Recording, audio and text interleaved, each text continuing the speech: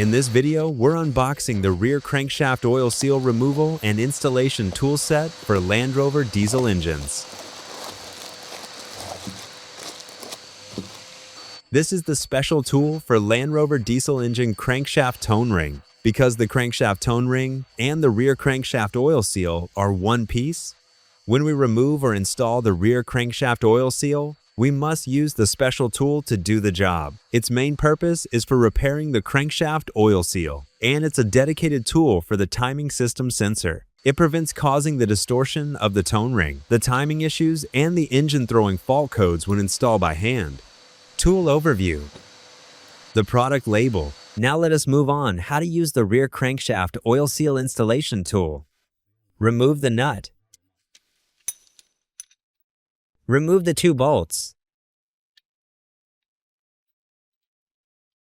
Remove the inner disc.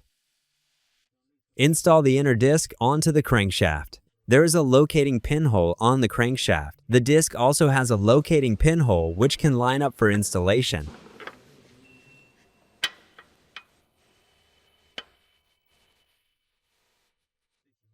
Once aligned, use the bolts to secure the disc to the crankshaft.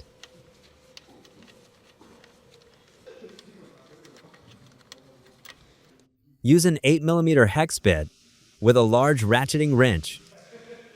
Tighten the bolt.